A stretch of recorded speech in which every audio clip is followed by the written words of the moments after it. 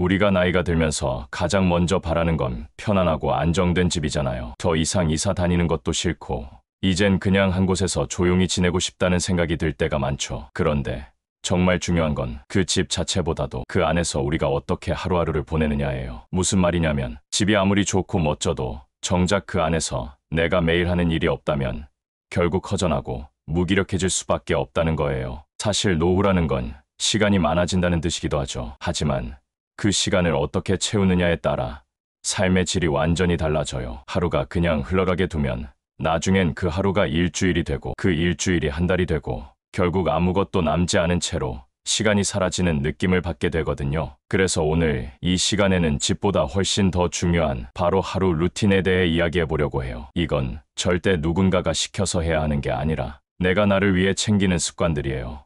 별거 아닌 것 같지만 이게 쌓이면 마음이 달라지고 몸이 달라지고 결국엔 삶 전체가 달라지거든요. 자, 그럼 지금부터 노후에 꼭 필요한 하루 루틴 편안하게 하나씩 같이 알아보도록 해요. 첫째, 아침에 나를 깨우는 리듬을 만들자. 노년이 되면 자연스럽게 일찍 눈이 떠지기도 하고 반대로 피곤해서 계속 자고 싶은 날도 있는데 문제는 하루를 시작하는 기준이 없어지면 몸과 마음이 점점 흐트러진다는 거예요. 예를 들어 새벽 5시에 눈을 떴지만 다시 눈을 감았다가 일어나 보니 벌써 오전 11시인 날, 나도 모르게 시간을 허비하고 말았다는 생각이 들 때가 있잖아요. 또 어떤 날은 일어나자마자 TV를 켜서 뉴스만 계속 보다 보면 괜히 마음이 뒤숭숭하고 무언가 불안감에 휩싸이는 느낌을 받을 때도 있죠. 아니면 커튼도 안 걷고 어두운 방 안에서 하루 종일 누워있다가 하루가 다 지나가는 경우도 있고요. 이럴 때 필요한 게 바로 아침 루틴이에요. 눈을 떴을 때 창문을 열어서 바깥 공기를 마시고 커튼을 열어 햇빛을 들이고 따뜻한 물 한 잔으로 속을 달래는 그런 작고 단순한 루틴이 하루를 깨우는 신호가 되어주는 거죠. 그 시간이 하루의 중심을 잡아줘요. 둘째,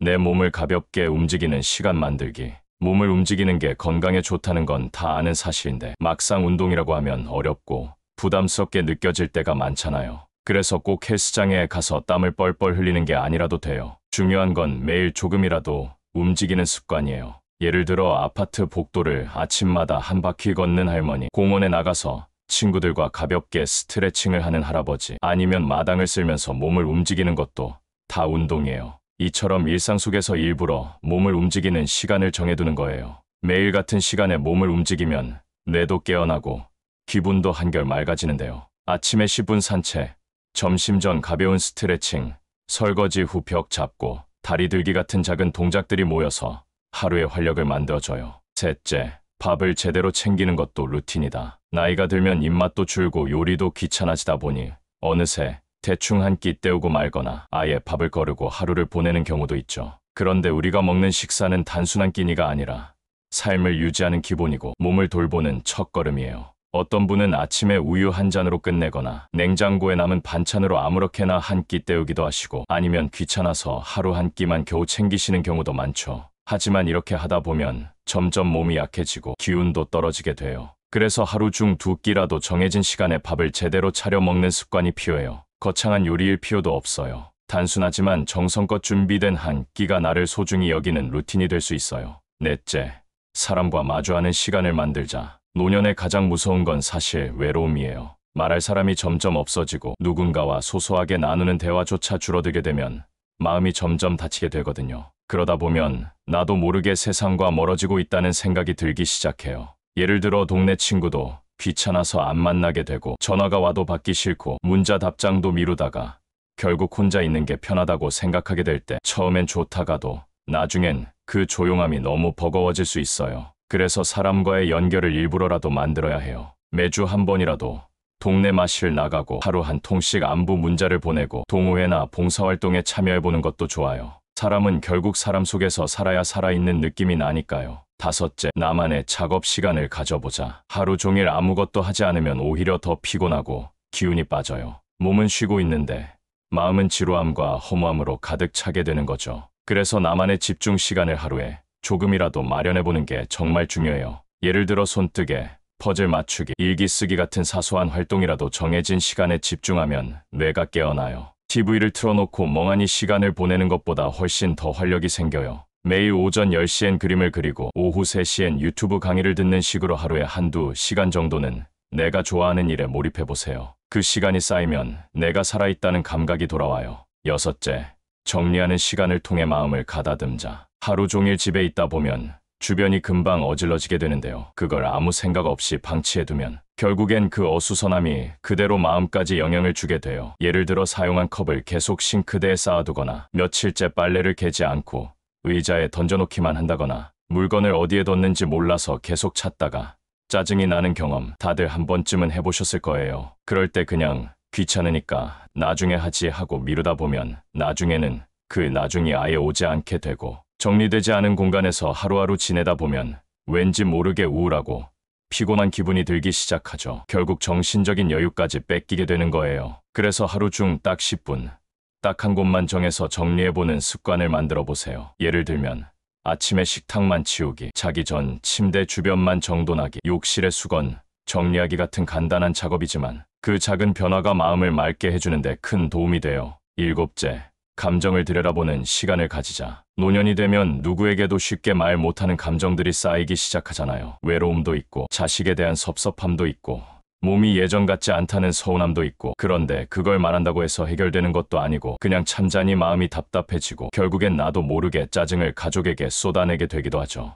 이럴 때 중요한 게 바로 감정을 정리하는 시간이에요. 누가 알아주지 않아도 내가 내 마음을 들여다보는 거. 예를 들어 하루를 마치고 자기 전에 조용히 일기를 써보는 것도 좋고요. 아침마다 오늘 고마운 일 하나를 떠올리며 마음을 시작하는 것도 참 좋아요. 또 오는 거울 앞에서 스스로에게 말을 걸어보는 것도 괜찮아요. 수고했어 오늘도 한마디라도 하다 보면 이상하게 위로가 되고 마음이 정돈되거든요. 감정을 외면하지 말고 천천히 들여다보는 시간. 그게 하루를 건강하게 만드는 중요한 루틴이 돼요. 여덟째, 작은 외출을 일상에 넣자. 집이 편하긴 하지만 너무 오래 집에만 있으면 오히려 더 피곤하고 우울해지는 거 다들 느끼시잖아요. 처음엔 괜찮다가도 어느 순간부터는 사람 만나는 게 귀찮아지고 옷 입는 것도 귀찮고 결국 거울을 안 보게 되더라고요. 예를 들어 슈퍼 하나 가는 것도 싫고 엘리베이터 타고 내려가는 게 번거롭고 바람 쐬러 나가야지 하면서도 하루 이틀 미루다 보면 일주일이 금방 지나가고 그러다 보면 햇빛을 없어지고 기분도 다운되고 몸도 처지기 시작하죠. 그래서 일부러라도 작은 외출 계획을 세워보세요. 매주 월요일엔 도서관, 수요일엔 마트, 금요일엔 근처 공원 산책처럼요. 꽃 같은 곳이라도 밖에 나갔다 오는 그 행위 자체가 몸에 생기를 불어넣어줘요. 그리고 집에 돌아왔을 때 그 편안함이 더 크게 느껴진다는 것도 덤이고요. 아홉째, 새로운 것을 배우는 기회를 만들자. 나이가 들수록 익숙한 것만 하게 되잖아요. 그게 편하기도 하고 실수할 일이 없으니까 좋은데 그게 반복되다 보면 생각하는 힘이나 집중력도 점점 줄어들고 하루가 멍하게 흘러가는 것 같다는 느낌을 받을 수 있어요. 예를 들어 스마트폰 사용도 귀찮아서 안 하게 되거나 새로운 기계를 보면 겁부터 나고 책을 읽는 것도 눈이 침침하다고 안 하게 되면 어느 순간 뇌가 점점 게을러지기 시작하거든요. 그게 바로 인지 능력 저하로 이어지는 거예요. 그래서 아주 사소한 거라도 새로운 걸 배워보는 게 좋아요. 유튜브로 그림 배우기, 스마트폰 사진 정리하는 법, 익히기, 역사 이야기 듣기 같은 것들요. 처음엔 어렵고 낯설 수 있지만 계속 하다 보면 오히려 내가 자극을 받으면서 더 활기를 되찾게 돼요. 열째, 하루를 마무리하는 이식을 만들자. 아무리 하루를 열심히 보냈다고 해도 마무리가 흐지부지하면 다음 날까지 그 여운이 남게 되거든요.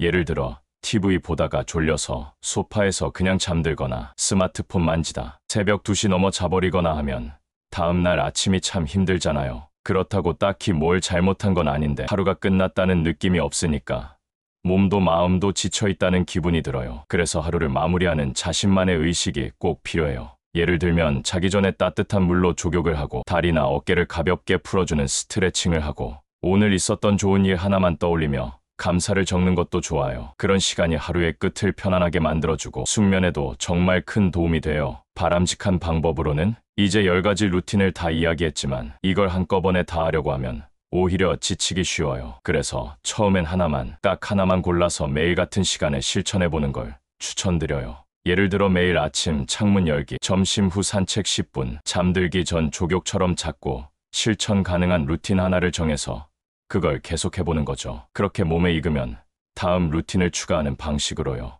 루틴은 절대 부담이 아니에요. 나를 돌보는 하나의 습관이고 내가 나를 사랑하는 방법이에요. 이걸 통해 삶이 훨씬 더 안정되고 따뜻해질 수 있다는 걸 꼭 느껴보셨으면 좋겠어요. 오늘 함께한 이야기 어떠셨어요? 집이 아무리 좋아도 그 안에서 우리가 어떻게 살아가느냐가 결국 삶의 질을 좌우한다는 거 느끼셨을 거라 생각해요. 하루를 깨우는 리듬, 몸을 움직이는 시간, 밥을 챙기는 습관, 사람을 만나는 연결, 나만의 집중 시간, 정리하는 시간, 감정을 돌보는 시간, 외출과 배움, 그리고 마무리까지. 이 모든 것들이 우리 하루를 더 빛나게 만들어요. 노년이 외롭고 힘든 시간이 아니라 오히려 여유롭고 충만한 시간으로 채워지기를 진심으로 바랍니다. 하루 루틴 하나하나가 그 출발점이 되어줄 거예요. 오늘 영상도 함께 해주셔서 감사합니다. 참고로 노우지의 채널에 멤버십 기능이 생겼어요. 관심 있으신 분들은 가입 버튼을 눌러보시면 자세한 내용을 확인하실 수 있습니다. 앞으로도 좋은 이야기로 찾아뵐게요. 건강하고 평온한 하루 되세요. 그리고 구독, 좋아요, 알림 설정까지 부탁드립니다.